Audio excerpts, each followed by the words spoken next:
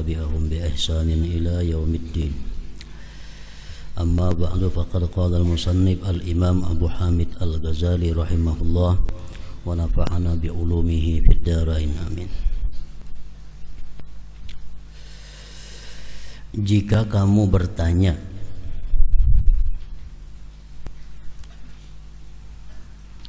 apabila kamu bertanya, jika saya tetapkan batalnya salat dan hadirnya hati saya jadikan sebagai syarat sahnya salat, maka saya menyalahi ijma' fuqaha.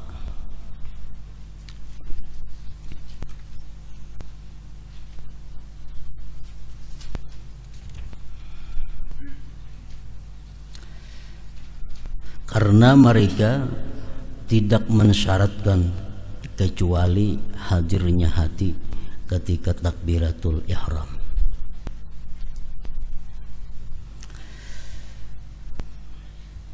Dari keterangan-keterangan yang terdahulu, kelihatannya Imam Ghazali ini berpendapat bahwa hadirnya hati kita di dalam sembahyang itu merupakan syarat sahnya salat. Lalu andai kata di dalam sembahyang itu hati kita lalai, hati kita tidak hadir sebagaimana ucapan dan perbuatan kita, maka sembahyangnya tidak sah. Nah, lalu ada yang bertanya kepada Imam Ghazali.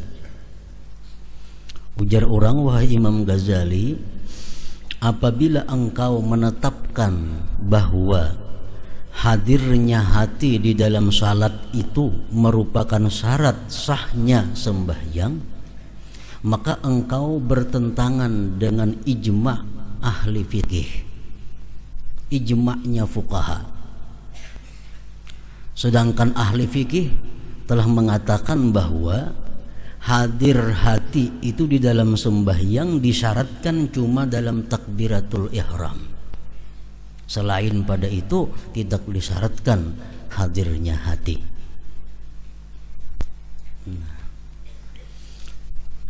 Samuaan kita sembahyang, waktu kita mengucap takbiratul ihram Allahu Akbar, di situ hati kita hadir semuaan. Hadirnya apa hati kita waktu mengucap Allahu Akbar itu?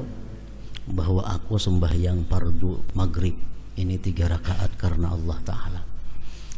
Nah, ulama-ulama fikih mereka mensyaratkan hadir hati itu cukup dalam takbiratul ihram saja. Sesudah itu kada jadi masalah, baik hati kita hadir atau hati kita lalai, sembahyang sudah sah. Apabila Imam Ghazali mensyaratkan hadirnya hati ini pada seluruh sembahyang, bukan hanya dalam takbiratul ihram, berarti jero orang pian itu bertentangan dengan kesepakatan ulama fikih. Bertentangan dengan ulama fikih. Karena mereka hanya mensyaratkan hadir hati dalam takbiratul ihram. Nah, Imam Ghazali menjawab, maka ketahuilah bahwasanya telah terdahulu dalam kitabul ilmi bahwa para fuqaha itu jamak daripada faqih. Faqih orang yang ahli ilmu fikih. Kalaunya banyak disebut fuqaha. Bahwa para fuqaha itu tidak mengulah mengenai batin. Ujar Imam Ghazali, ulama-ulama fikih itu mereka tidak mengurus masalah batin dan tidak menguraikan tentang hati dan jalan akhirat. Tetapi mereka ulama-ulama fikih itu membangun zahir hukum-hukum agama atas zahir amal-amal anggota badan. Dan zahir amal-amal itu cukup untuk menggugurkan dibunuh dan takzir sultan hukuman pemerintah. Kalau andai kata kita negara Islam, orang nang kada sembahyang itu dibunuh. Kalau kita memakai hukum Islam, orang nang kada sembahyang itu dibunuh. Nah, lalu kalau ada orang sembahyang, khusyukkah, kadakah, hatinya lalaikah, hadirkah, tapi ianya sembahyang, dia selamat sudah daripada dibunuh dan dihukum oleh kerajaan. Nah, tugas ulama fikih hanya untuk itu. Tugas ulama fikih hanya untuk menyelamatkan manusia jangan sampai kena hukum bunuh, jangan sampai kena hukuman raja. Masalah sembahyangnya itu hatinya hadir, masalah sembahyang itu diterima Allah, itu bukan lagi wewenang ulama fikih, bukan lagi urusan fikih. Nah, jadi ujar Imam Ghazali, ulama fikih hanya tugasnya untuk membangun zahir sembahyang, sehingga dengan itu orang selamat daripada dihukum oleh kerajaan. Perkara inya di sisi Allah sembahyangnya khusyuk kada, urusan lain dari ulama fikih. Oleh karena itu ada ungkapan dari para orang terdahulu, dari para imam-imam, bahwa man tafaqqaha wa la tasawwafa faqad tafassaqa. Man tafaqqaha, barang siapa belajar fikih, wala tasawwafa, dan tidak belajar tasawuf, faqad tafassaqa, dia menjadi orang yang fasik. Ini mengaji fikih aja, tasawuf kada dikajinya. Fikih hanya untuk menyelamatkan dia dari hukuman dunia, sedangkan untuk tasawuf itu menyelamatkan hukum akhirat. Kalau kita hanya belajar fikih tanpa tasawuf, kita jadi orang fasik. Contohnya, orang hanya belajar fikih zakat. Zakat itu adalah sesuatu yang sampai nisab, sampai haul tahun. Nah, sekarang kita berisi umpamanya emas 100 gram dalam bentuk bukan perhiasan, berisi emas biji 100 gram. Kita ingun emas ini sampai setahun, wajib kita mengeluarkan zakat 2,5 atau 1/40. Apabila kurang dari 1 tahun, walaupun kurangnya 1 jam, kita kada wajib mengeluarkan zakat. Nah, jadi bagi ulama fikih, kita berisi emas biji 100 gram, kita simpani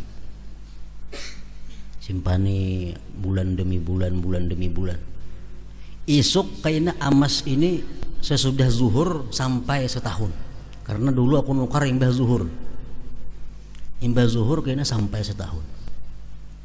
Paginya emas tuh kujual untuk supaya jangan kena zakat. Nah, dia menurut hukum fikih terhindar daripada zakat. Kenapa? Karena sudah hilang daripada miliknya. Nah, bagi orang-orang yang berilmu tasawuf, ini adalah merupakan satu cara penghindaran diri daripada hukum Allah Subhanahu wa taala, dan ini bisa menyebabkan dia fasik. Nah, contohnya yang lebih mudah lagi, umpamanya kita berisi toko atau kendaraan, kita tawarkan dengan palkat di muka, kendaraan ini mau dijual, hubungi nomor telepon sekian. Bila kendaraan itu berpasang tanda dijual tadi sampai setahun kada payu, kemudian payu, wajib dizakati. Nah, untuk menyelamatkan supaya jangan sampai kena zakat, isuk kayaknya sampai setahun memasang palkat dijual tadi, cabut hari ini dulu, sehingga hari ini motor kada dijual. Ini kada sampai setahun. Nah, limpua isuk kena sehari pasang pelambalkat mobil mau dijual. Nah, menurut hukum fikih dia selamat. Kalau orang itu kada berzakat itu ditangkap oleh pemerintah Islam, dihukum. Nah, untuk menghindari hukum, dia sudah terhindar daripada hukum. Karena dia sudah kada wajib zakat, karena pada hari sampai itu kada dijualnya lagi motornya. Tapi bagi ilmu tasawuf ini merupakan mengulu-ulu hukum Allah Subhanahu wa taala, dan ini mengakibatkan fasiknya seseorang. Nah, sama sembahyang tadi. Kalau kita sembahyang sesuai syaratnya, sesuai rukunnya, sesuai bacaannya, gerak-geriknya pas, sembahyang kita itu sudah dianggap oleh ulama fikih sah, dan dia selamat daripada ancaman hukuman dari pemerintah Islam. Tapi kalau sembahyangnya kada khusyuk, sembahyangnya kada hadir hatinya, tertolak di sisi Allah. Nah, ulama fikih kada mengurus urusan Allah Ta'ala itu, hanya mengurus bahwa dia ini selamat daripada hukum dunia. Nah, jadi kada kawa dibandingkan antara fikih dan tasawuf, cuma kedua-duanya wajib dikuasai, wajib dipelajari. Sebab kalau kita hanya mempelajari fikih tanpa tasawuf, kita akan menjadi orang yang fasik tadi.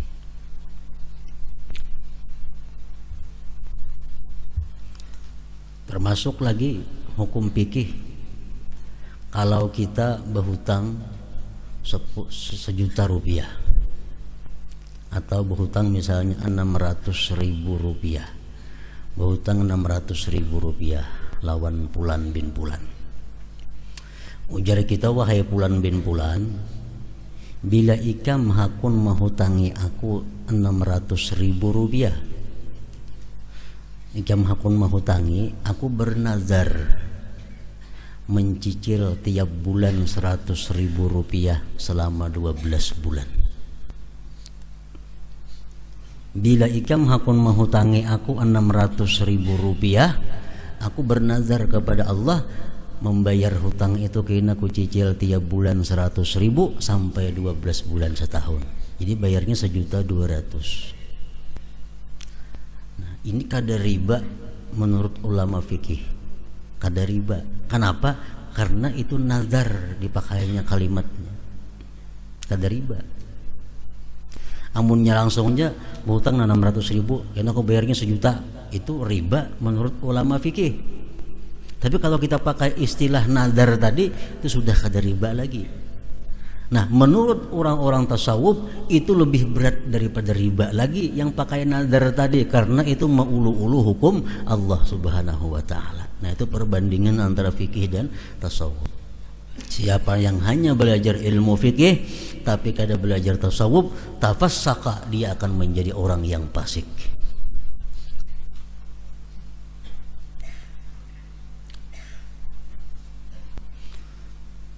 Kemudian sambungannya, wa man tasawwafa wa la tafaqqaha, barang siapa hanya menuntut ilmu tasawuf tapi tidak menuntut ilmu fikih, faqad tazandaqa, dia akan menjadi murtad.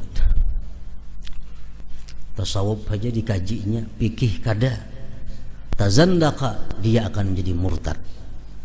Berat lagi.